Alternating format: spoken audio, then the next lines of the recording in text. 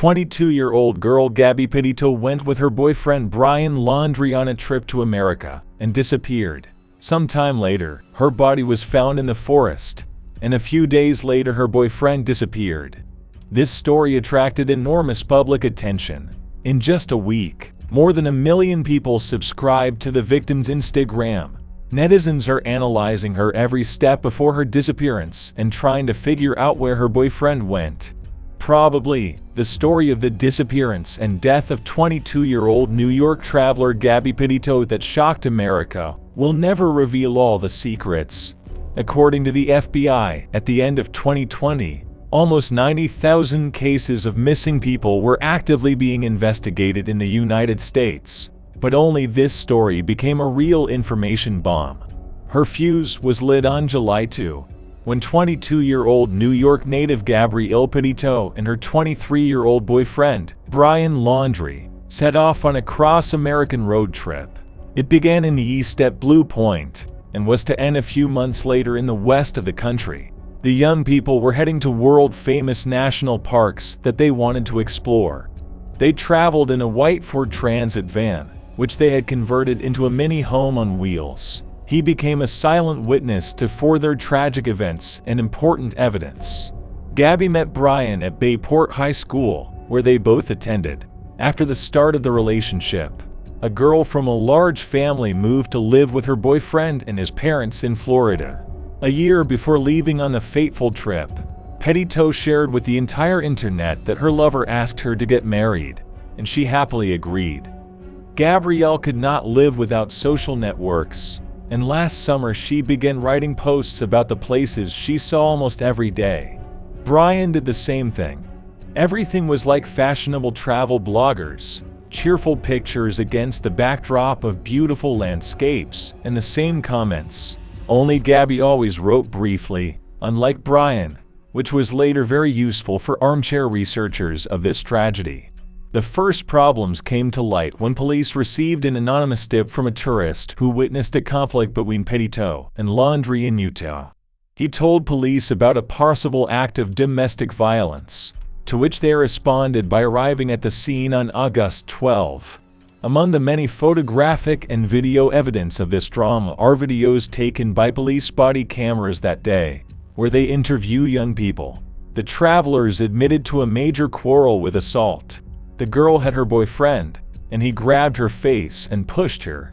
In the footage, Laundrie says the row started when he walked into the van with dirty feet, and Gabby was just putting things in order there. At the same time, it became known that in recent days the atmosphere between them was heating up before our eyes. Gabrielle told officers that she had a temper tantrum due to her boyfriend's carelessness amid her anxiety and obsessive-compulsive disorder. It affects her behavior. The groom said that he himself suffered from an anxiety disorder, although he behaved differently. In the video, the girl is in tears and periodically sobs, which is reflected in the police report. She constantly rubbed her eyes and nose, breathed heavily, and had difficulty finding words. But Brian, who has visible scratches, remains calmer and even chuckles. Since the young people talked about their love and did not blame each other, the police simply advised them to spend the night apart. They took the guy to the hotel, and the girl stayed at the campsite.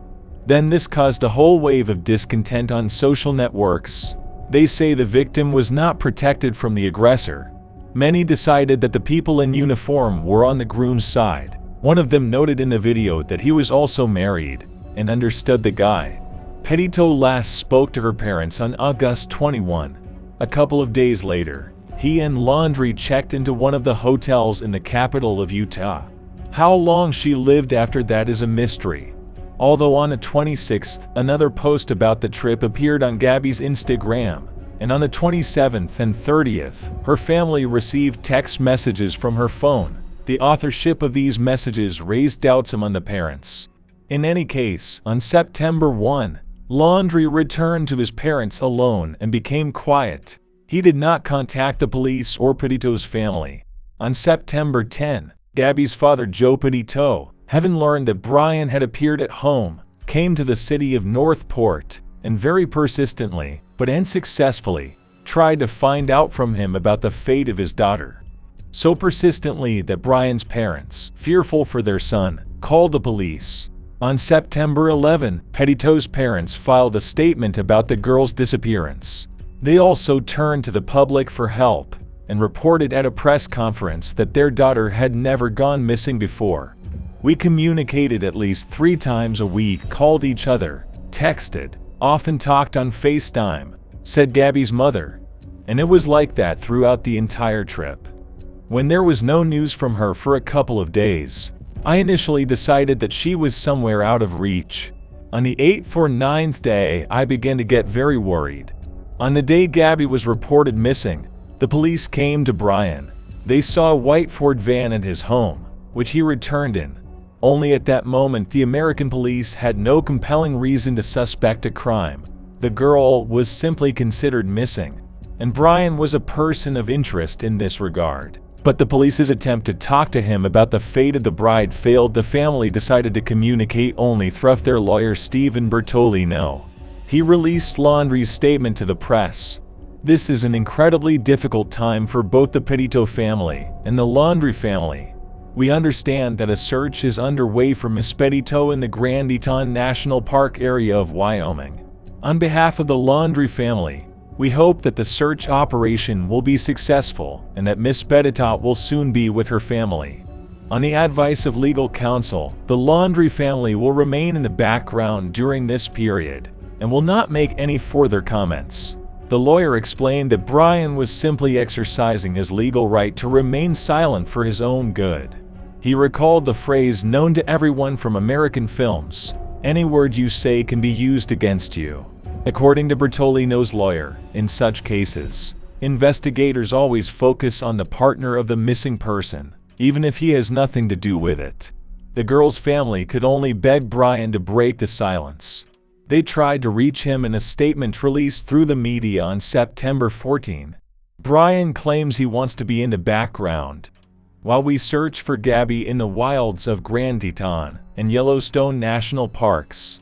Brian leaves Gabby in the wilderness with grizzly bears and wolves while he sits in the comfort of his home. Brian, how could you do this to Gabby? You selfishly remain silent while Gabby is alone in the wild. Brian, your silence is reprehensible.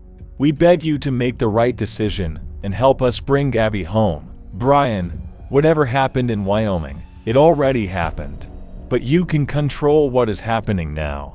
Tell us where Gabby is. You are discrediting your love for her with this silence. A separate message was addressed to the guy's relatives. They were also reproached for remaining indifferently silent, although Gabby lived with them for more than a year and was supposed to become their son's wife.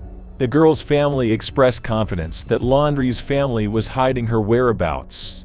Gabby's parents hoped to the last to see their daughter alive, but on September 19, her body was found at a campsite in Grand Teton Park. Immediately after this, the police reported the murder of the girl, although they did not disclose the details of what happened. Only in October it became known that she was strangled by hand and lay there for several weeks. By then, social media was already abuzz with the story. For example, it was reported that in just one day, September 21, TikTok alone collected more than 650 million views. It was the army of users who helped discover Gabby. The couple, who run a travel blog, spotted a white Ford Transit standing on the side of the road in a video they shot on August 27th. The girl was found not far from that place. While some were searching, others were hurling accusations at Brian. "He looks like a creep," is one of the typical comments about him. Ordinary people began to write that his parents were also lying to the police and called for them to be punished. Pickets began outside Laundrie's house, shouting, "Where is Gabby? Bring Gabby home." On September 22, the FBI finally issued an arrest warrant for the guy. True, he was only accused of illegally withdrawing more than $1,000 from Gabby's bank card from August 30 to September 1. But in any case, it was too late to detain him. Just a few days after Gabby was put on the wanted list, Brian himself disappeared. His parents later told police they last saw him on September 13. when he went camping. On October 20, 2021, the case took an unexpected turn. Brian Laundrie was found shot in the head in a nature reserve in Florida, not far from his parents' home. A month before, on September 19, law enforcement agencies found Gabby's body. According to the examination, Petito was strangled, while Laundrie committed suicide. On January 21, 2022, FBI officials made an official statement regarding the Petito case. According to investigators, there is a 99.9% chance that Gabby was killed by her fiancé, Brian Laundrie, since no one else had a motive to harm the girl. There were no strangers near them, and no strangers' DNA on the girl's body either. In addition, everyone they knew and their relatives said with one voice that the young people had been quarreling very often lately. The FBI also found the man's personal diary, in which he admitted to his crime. What exactly was written there was told only to the family of the deceased girl, whose relatives have not yet decided to disclose this information to the public. The investigation has not identified any other citizens other than Brian Laundrie directly involved in the tragic death of Gabby Petito, said FBI Special Agent Michael Schneider. During this investigation, the FBI's primary goal was to ensure justice for Gabby and her family. An examination of the diary revealed entries in Laundrie's handwriting, in which he takes responsibility for her death. It is reported that the case is now considered closed. Gabby Petito's parents were able to achieve justice. They proved that all the suspicions towards Laundrie were not in vain. The only sad thing is that the fact that they know the name of the killer will not bring back to life their beloved daughter, whose life was so unjustly cut short at the age of 22. We can only hope that the current conclusion of this case will help each of the families cope with what happened, move on, and find peace in the memories of their children. May Gabby and Brian rest in peace, the FBI said in a statement.